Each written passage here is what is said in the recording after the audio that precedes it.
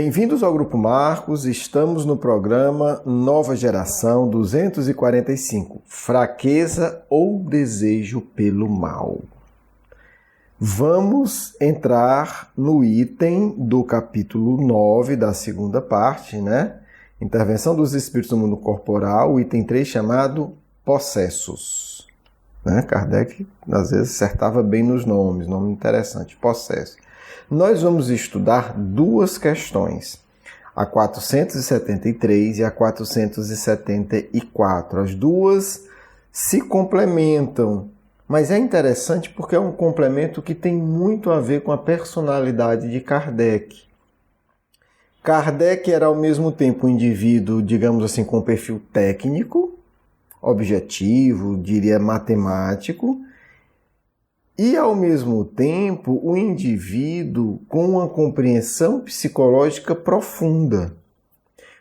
Né? Então, isso é muito interessante. E aí ele vai organizando as questões e os espíritos vão aprofundando esses aspectos e de uma forma tão integrada que, às vezes, a gente lê e não nota que assim, a gente saiu do técnico para a psicologia profunda de uma questão para outra no mesmo assunto. A gente vai provar isso aqui com essas duas questões, né? Vai exemplificar essa verdade. Vamos para uma questão mais técnica, digamos assim. Olha a pergunta de Kardec. Um espírito pode, ao mesmo tempo, usar o envoltório de uma pessoa viva? Aí explica melhor. Isto é, ele pode entrar, introduzir-se num corpo animado e agir em lugar daquele que nele se acha encarnado? Né? Isso tá, até hoje, isso está muito no imaginário. Né? O espírito entrou e tomou conta do corpo e o corpo ficou dele. Muitos desenhos animados mostram isso com muita facilidade. Às vezes alguns filmes, né? O espírito entra, né, como se fosse, sei lá, uma fumaça pela boca, pela orelha e se apossa. Né? Daí o nome possessão. O espírito toma posse. Kardec pergunta, né, de duas formas diferentes, é a mesma pergunta feita para ficar claro o que ele está perguntando. Né? Então, assim, pode isso?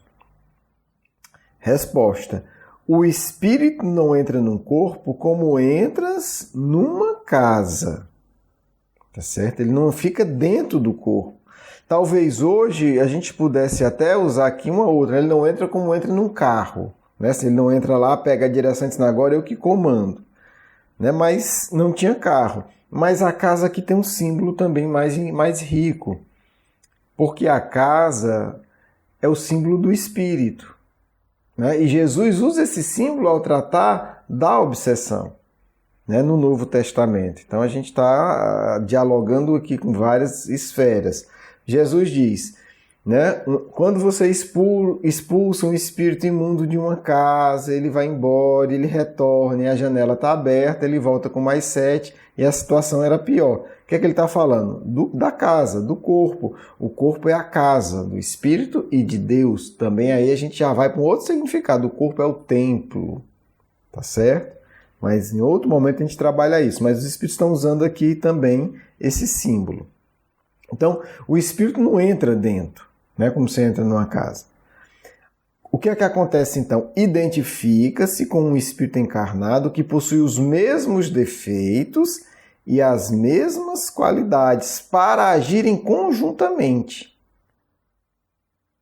Olha aí o que é que os espíritos estão dizendo. Então, a possessão, a obsessão é uma ação conjunta. Não é um demônio e uma vítima pura. Isso não existe do ponto de vista espírita. Porém, é sempre o espírito encarnado que age como quer sobre a matéria de que está revestido. O que é que ele está dizendo? Há uma influência terrível, mas quem manda no corpo é o espírito encarnado. Um espírito não pode se substituir àquele que está encarnado, pois o espírito e o corpo ficam ligados até o tempo fixado para o termo da existência material. O que é que ele está dizendo? Quem manda, no final das contas, é o espírito encarnado. Né? Se você imaginar aqui na metáfora que eu estou fazendo, na analogia do carro, o outro espírito entra, mas ele vai estar sempre no banco do passageiro. Ele pode infernizar a vida do motorista. Dobra à direita, dobra, perturbar tanto, o motorista acaba dobrando à direita. Mas quem está dobrando é o motorista. Certo? Por quê? Porque o indivíduo encarnado ele tem uma vantagem extraordinária. Ele está ligado àquele corpo por laços muito mais profundos, que é os laços feitos durante o reencarne. Mas aí Kardec agora vai para essa questão. Mas existe ou não existe possessos? Porque os espíritos disseram, tudo bem, mas é o espírito encarnado que manda. Mas Kardec, tanto do ponto de vista da história que ele conhecia muito bem, quanto dos fenômenos que ele observava na Paris do século XIX, ele de fato via possessos. Né? O espírito chega e faz um estardalhaço. Então Kardec vai perguntar, ok, se não há possessão propriamente dita, quer dizer, realmente o espírito não toma o corpo, né? Não chega, eu que dirijo, isto é, a coabitação de dois espíritos no mesmo corpo, a alma pode achar-se na dependência de um outro espírito, de maneira a ser subjugada, obsidiada por ele, ao ponto de sua vontade estar, de certa forma, paralisada? Então vamos lá. Kardec está perguntando o seguinte, ok, o espírito não vai tomar o lugar do outro no corpo, mas pode haver um caso que um outro espírito domina de tal forma em que a vontade do espírito encarnado fica paralisada? Quer dizer, o outro realmente, na prática, faz o que quer? Isso existe ou não? Kardec está perguntando isso. Os espíritos dizem sim. Mas olha que questão, olha que resposta. A gente dividiu aqui em 3 grandes blocos essa resposta. E ela é uma resposta de poucas linhas. Sim. E são esses os verdadeiros possessos. Como assim? O espírito não vai tomar o lugar do indivíduo, mas há situações em que o espírito desencarnado ele realmente domina o encarnado. Ele domina. Ele utiliza como quem utiliza uma marionete. Há um verdadeiro domínio. Só que Kardec e os espíritos da codificação, como eu falei, eles vão agora a causas muito profundas. Lembre-se, quando os espíritos escreveram isso, não existia psicologia profunda, não existia psicanálise. O Freud era uma criança de 4, 5, 6 anos de idade, né? Era um bebezinho. Não existia para o Ocidente o conceito de inconsciente. Depois é o que o Freud vai aprender com a tradição oriental, o conceito de inconsciente, e vai legitimá-lo na cultura ocidental. Tem um mérito por isso. Mas isso não existia. Mas olha que observação que só dá para entender aqui com o conceito de inconsciente. Vamos lá. Sim, esses são os verdadeiros processos. Mas fica sabendo, eu acho legal essa expressão, mas fique sabendo que essa dominação nunca se efetua sem a participação daquele que sofre. Como assim? O possesso, ele não fica possesso porque, como a gente vê em alguns filmes de terror, eu não assisto muito, mas já sei de algumas histórias, do nada. Eu estava aqui sem querer abrir uma caixinha, pronto, o espírito foi e me possuiu. Né? Isso não existe do ponto de vista espírita. Ninguém fica possesso do nada. Né? É símbolo, gente, mas assim, eu vou usar respeito, é uma obra, eu não li a obra, mas a série o filme é interessantíssimo, né? Por exemplo, o Senhor dos Anéis. A gente bota o anel e fica possuído. Não existe. Claro que ali é um símbolo. Sim, as pessoas ficam possuídas pelo desejo de poder e pela ganância, tá certo? Mas às vezes as pessoas pegam do ponto de vista literal. Não é assim que funciona. O espírito chega aqui e olha para você, não, agora eu vou possuir o fulano. Se fosse assim, a vida seria um caos. Porque você imagine, você está viajando num ônibus, aí o espírito, não, vou possuir o motorista e vou capotar o ônibus. Né? Vou possuir o presidente da república de determinado país e vou declarar uma guerra aí que vai ser uma guerra mundial. Não é assim que funciona. Mas há a participação daquele que sofre a possessão, a obsessão. Agora a pergunta é: que tipo de participação? Participação por sua fraqueza ou pelo seu desejo? Aí a gente foi fundo. Na psicologia, na compreensão atual, existe o que se chama de ganho secundário, né? E aí isso ajuda muito a entender a possessão e a obsessão, tá certo? O indivíduo se permite ser dominado, é uma opção. Do ponto de vista espiritual, se permitir ser dominado é uma opção. Ah, mas eu sou casada e meu cônjuge me domina. Eu vivo em função dele, eu não tenho vida própria. É uma opção sua, meu filho. É uma opção. É uma opção. Tá certo? É uma opção. Ah, mas eu sei que eu tenho determinada programação espiritual, mas o meu pai, minha mãe quer que eu faça outra coisa e eu vou seguir o que ele quer. É uma opção. Essa fraqueza sua é uma opção. Tá certo? Do ponto de vista espiritual também. Ou um desejo. Eu quero viver essa experiência. Eu quero viver a experiência de ser um bandido, de roubar, de viver de farra, de viver em prostíbulo. Então eu me permito ser possuído por esses espíritos. Olha que interessante. Então o que acontece? Então como é que trata a obsessão? De forma muito semelhante que se trata o vício de uma droga. Você afasta o indivíduo do ambiente do vício, ou faz o máximo para afastar, da mesma forma como você faz o máximo para afastar o obsessor. Chama ele, conversa, uma reunião mediúnica, cada caso é um caso. Afasta. Porém, você tem que ir na causa do vício. Então, qual é a causa do vício? Fraqueza ou desejo. O que é que se chama aqui também de fraqueza? O indivíduo não dá conta de suportar suas dores emocionais. Ele ainda é fraco.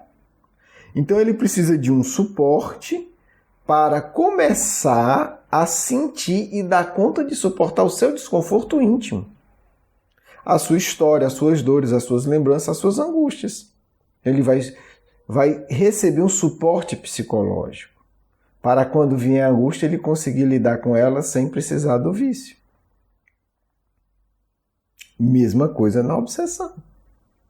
Né? O indivíduo precisa se dar conta que ele pode suportar suas angústias e pode controlar os seus desejos. Senão ele não desfaz a parceria obsessiva que pode gerar a possessão. Né? Então, é importante ajudar o indivíduo a entender que o espírito não chega e faz o que quer. Ele tem uma responsabilidade no processo. Ele precisa assumir isso. Senão, você afasta o espírito e ele atrai outro parecido ou pior. É o caso que Jesus coloca. Porque ele vai sentir falta, ele não vai querer se educar e ele vai sentir falta daquela companhia. Porque aquela companhia ajuda ele a esquecer as suas dores.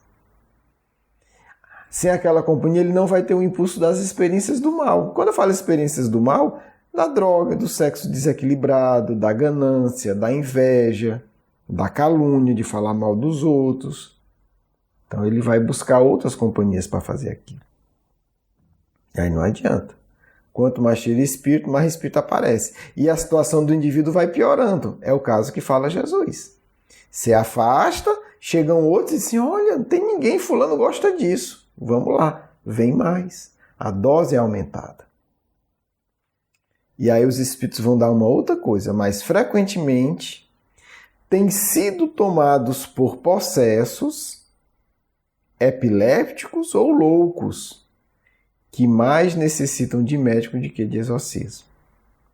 Então, olhe como a visão espiritual ela é multifacetada, ela é ampla.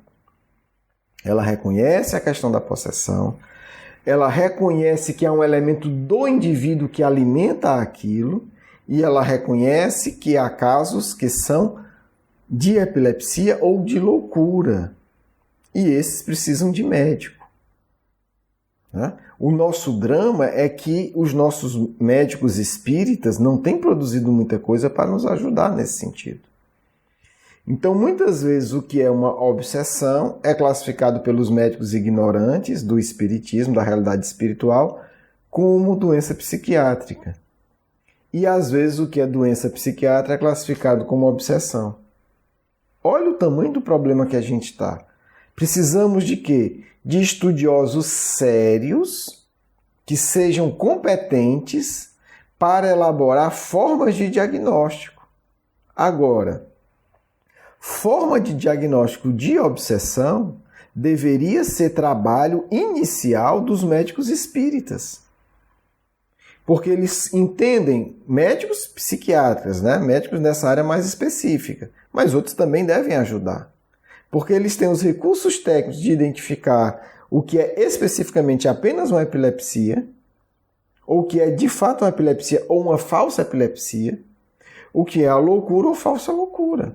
Falsa loucura entre aspas, né? O que é epilepsia ou um ataque espiritual, porque o sintoma pode ser parecido, o que é loucura ou uma possessão.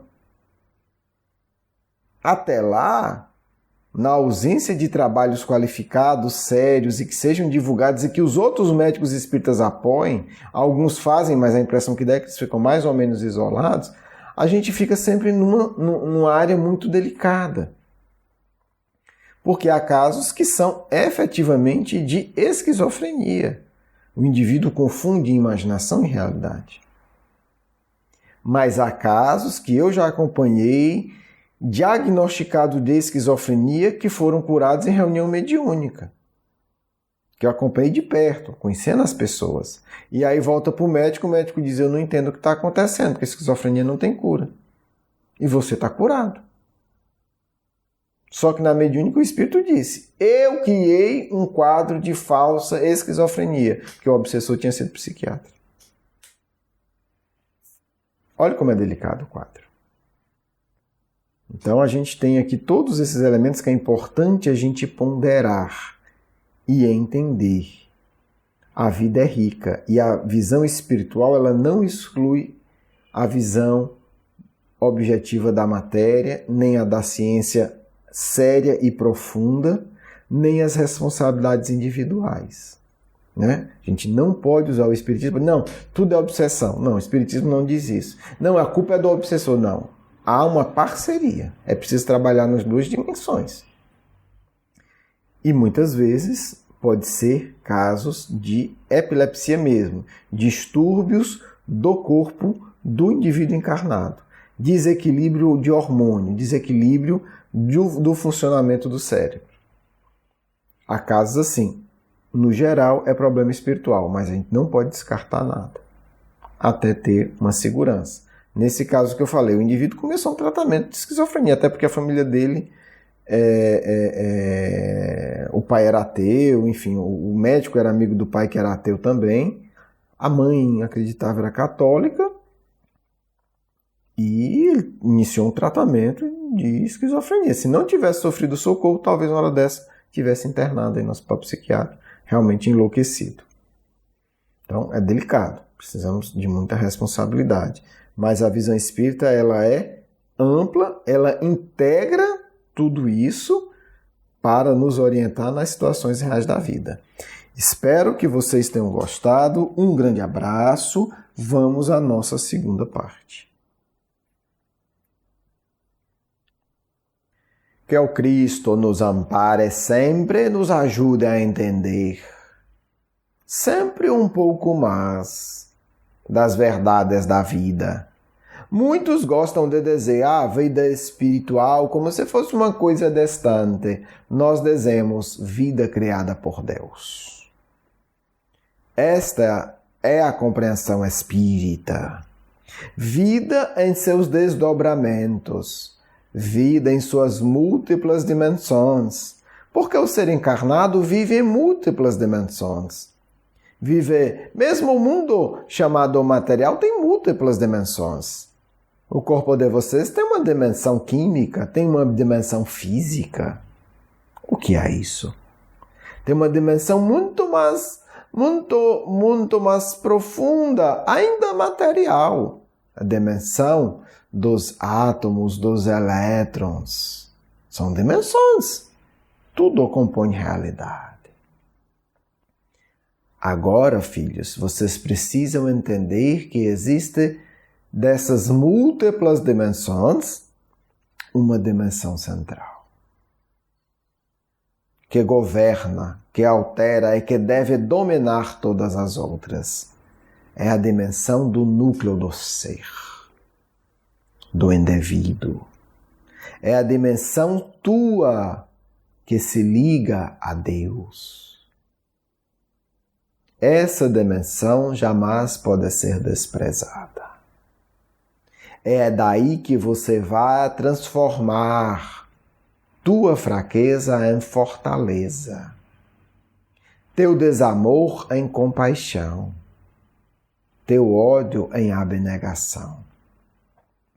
Esta dimensão precisa ser cultivada. Como opor-se ao mal? Cultivando a tua dimensão mais importante. Cultivando energias poderosas que podem fluir de dimensões que vocês não conhecem e inundar o teu ser. Você poderia se ver, sim, essa dimensão como um verdadeiro portal de comunicação com a divindade. De onde vem tua força? De ti? Então é fraqueza. Quando a tua força vier do fluxo divino, será fortaleza. De onde vem tua capacidade de amar? Do teu medo de ficar só? Então é desejo doentio. Se tua capacidade de amar vem do impulso do ser que tudo ama, teu amor será abundante e nunca secará. Por isso, o Cristo diz que Ele é a fonte. Não porque Ele é a fonte, porque Ele sabe que dele vem o amor de Deus. Por isso, o Cristo diz, Ele é o caminho, Ele é a vida, porque Ele guia você a Deus.